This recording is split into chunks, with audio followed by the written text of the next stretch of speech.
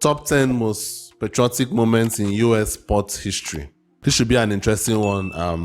Last video I watched Americans singing the national anthem at a swimming event when it seemed like the speaker was not working. That was incredible.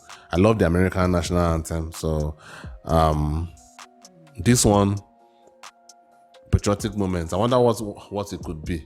I really wonder what it could be. Could it be that people, do patriotic things during a game, or maybe they sacrificed something during the game for the country? Whatever it is, we'll find out in a minute. But before we get into it, if you are new here, hit that subscribe button, help me out. Also, hit that like button if you love this reaction to get this video out to more people.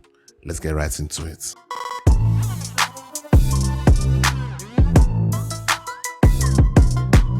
Sporting events are always going to be a central part of the American experience.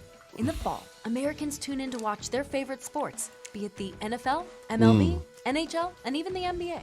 Why are they saying even the NBA? The NBA is big as well now, right? Team USA in the Winter or Summer Olympics. We even sometimes come together to watch the United States compete in World Cup play. It's happened. From the yellow ribbon tied around the Superdome during Super Bowl 15 to remember hostages taken in Iran, to chants of USA, USA, when a crowd in Philadelphia learned about the death of Osama bin Laden. American sportsmen and players wear their American hearts on their sleeves. Wow, okay. So let's check out the top this should be 10 interesting. patriotic moments in sports history. That is US sports history, Number 10, not just sports. Team USA carries the World Trade Center flag to the Olympics. Wow, Rarely okay. does a flag presentation at the Olympic Games happen to a quiet crowd. But as 8 members of Team USA, flanked by members of the New York Police Department and New York Fire Department, marched the flag of the host country into the 2002 Winter Olympics in Salt Lake City. Okay, Winter Olympics. I was wondering, which Olympics was that? The flag they carried was found in the rubble of Ground Zero and had flown atop the World Trade Center in New York when the buildings were attacked on September 11th, 2001.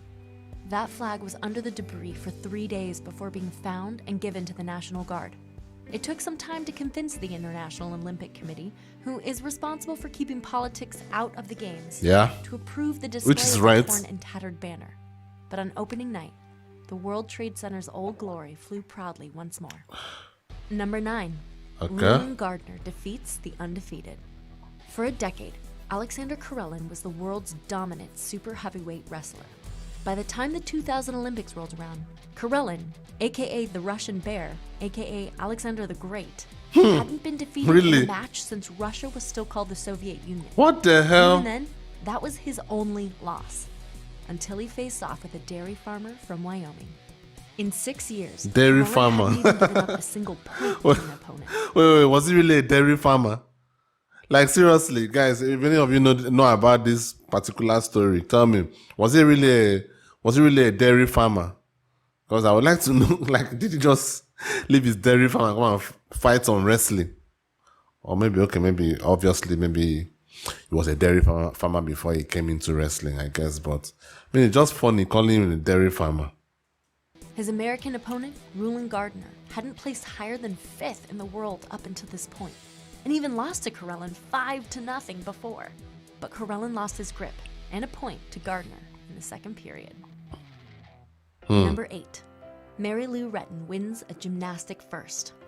A little girl from West Virginia dealt a stunning blow to the Eastern Bloc during the Cold War when Mary Lou Retton brought home Olympic gold in 1984. Before in gymnastics, which USA was never able to wrest Olympic gold from the Eastern Europe in the individual all-around gymnastics event. Yeah. She came I'm actually surprised by this. Katerina Szabo, and she even had undergone a knee operation just 5 weeks before competing. Wow. In Retton's own words, she believes her performance showed that American-born and trained athletes can do anything, no matter what the odds are. 1999 Women's World Cup. I can remember this one. The 1999. This team trashed my country, the women's team in my country. I think 7-0 that time. I can remember that time I was small and I was hearing people talking about it. I was about 8 years old as at then. I was hearing people talking about it like, oh, the trash Nigeria 7-0, we are shit and all that stuff. So it's actually very funny thinking about it now. No. I think so. Let me see. I think Women's I World think they Cup strode came to down the to a title. shootout tiebreaker against the Oh, Chinese. oh. With the score tied Yeah, 0 yes, to yes, 0 yes. in extra time, the U.S. team would end up winning based on penalties. It wasn't so much the gameplay that mattered, it was the draw. With 90,000 spectators, it was the largest turnout for a women's sporting event ever. The lasting image of the U.S. win would be Brandi Chastain's post-penalty kick celebration of the victory. I know there's a lot of jokes about women's soccer and women's sports, but like I'm not trying to virtue signal here. Like I actually used to enjoy the women's soccer. Obviously, not women's basketball. I don't enjoy that. But women's soccer, I actually do enjoy that. It's just different. Obviously, they're not as athletic as the men, but it's just different. And I get why they are being laughed at a lot, because I mean they're not really helping matters. You know, with always complaining about pay gap and all that stuff. I mean, like simple economics would state that if you make the money, you get the money. So, like, except the women are looking for some kind of sports alimony. I highly doubt the US Soccer Federation is sitting down on some round table and thinking about how to connive and take this women's money. I highly doubt that. From what I read, I heard that pay inequality is a crime. So I doubt that the federation will do that. I think if you bring in the money, you get the money. There's no need for all that. I think that is part of the reason why people hate them now. Like I see it on the internet, fellow Americans hating these ladies. And it's kind of sad. I know the US is so politically driven and all that, but I think these women are not helping matters. If I were a male player, if I was in the US men's national team, all this whining by these women, it would probably turn me off, to be honest with you. She fell to her knees and took off her jersey, revealing the sports bra seen around the world. That image became one of Sports Illustrated's most iconic covers ever. Wow. Number 6, Joe Louis knocks out a Nazi. In 1938, Hitler was still touting the Germans as a master race, while German athletes competed the world over for top honors.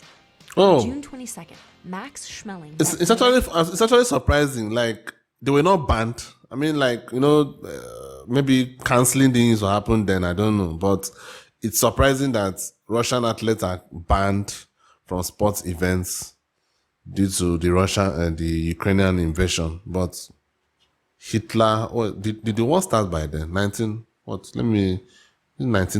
Did you say 1931? Took off her jersey, revealing the sports image became one.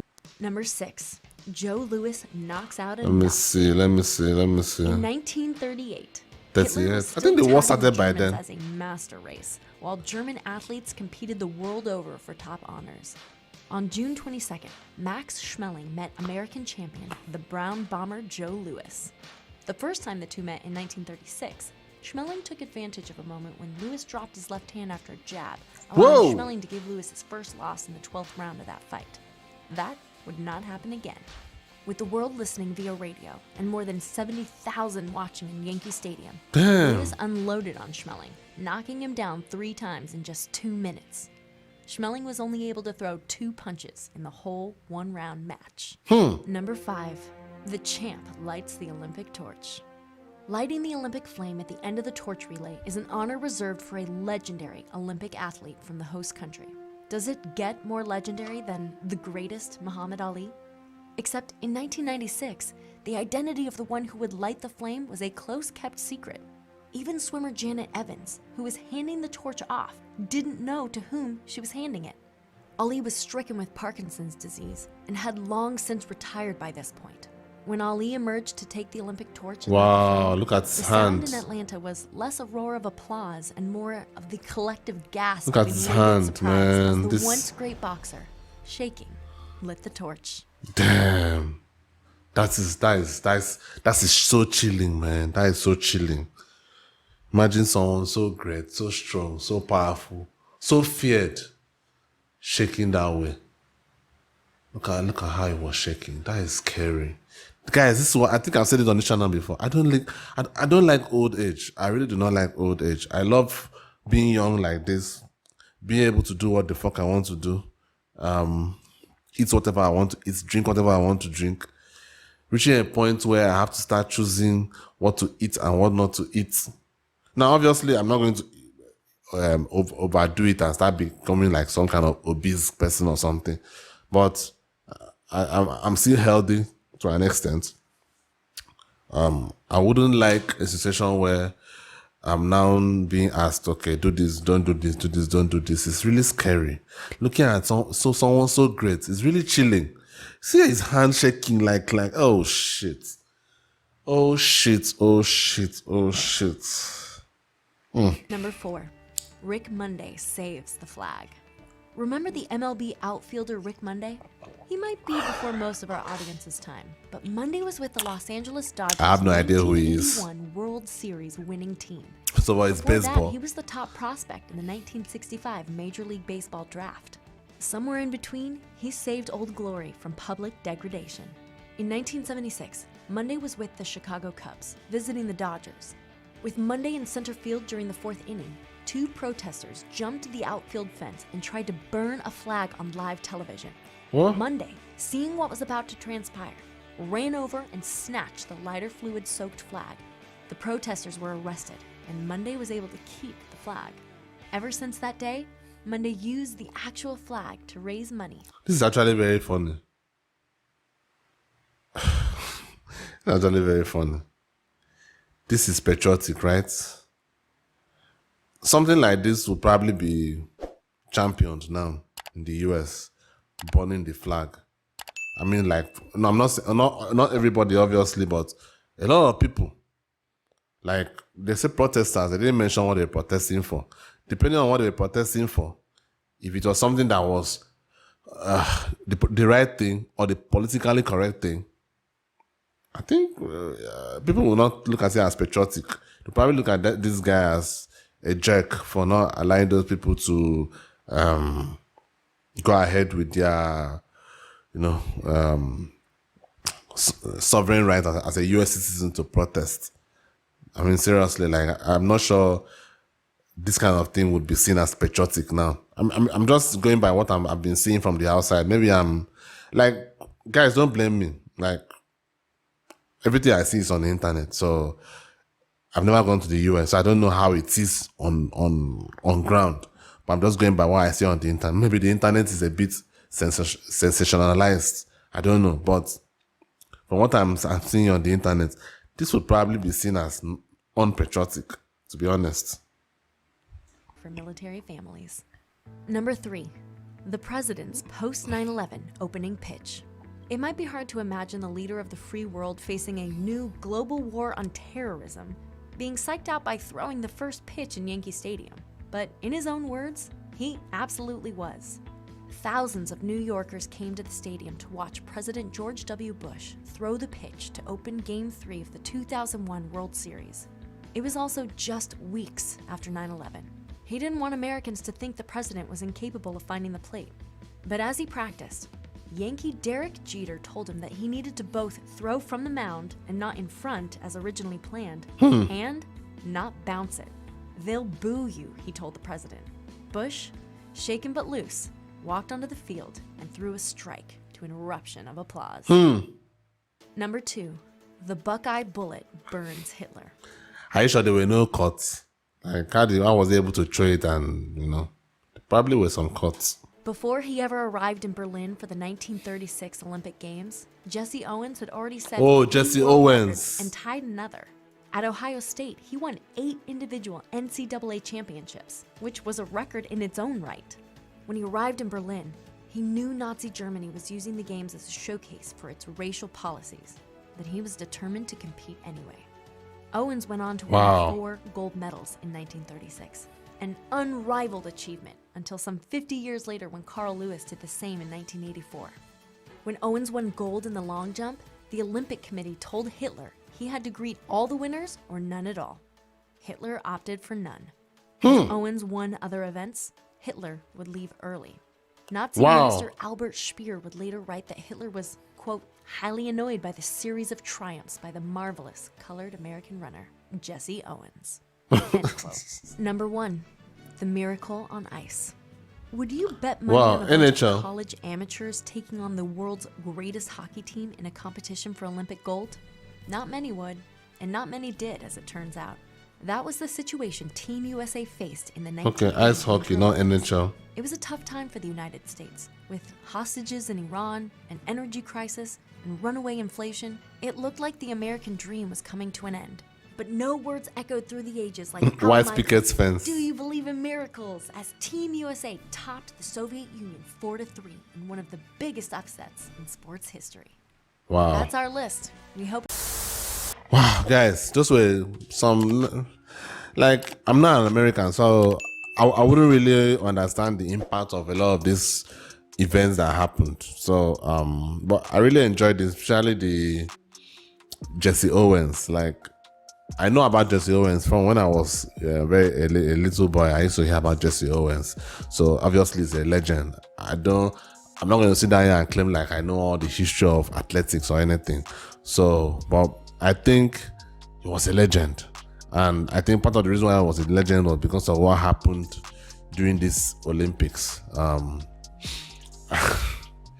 Every time I look at any of these Hitler videos, like any of these Hitler, it's always funny how he was a leader. He was a president of a country. Like, if I want to use that word, maybe let me not just like, as we know, our president. So despite the fact that I was wearing all these Nazi clothes and Nazi uniform and all that stuff, like, he was just a leader, and they hosted an Olympics.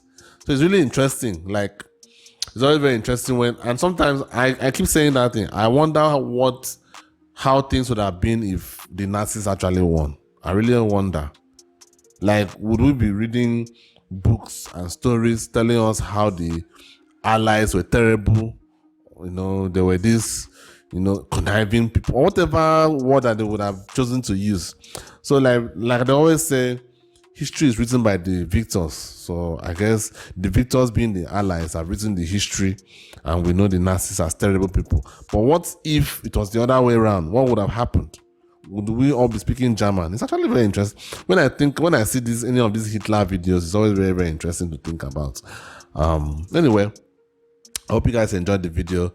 I hope you Americans feel these are patriotic enough. Like, what do you think about this list? Is it good enough? Is it a good list? If it's not a good list, tell me down in the comments. If it's a good list, tell me down in the comments as well. Like the video on your way out. Thank you for watching. Till next time.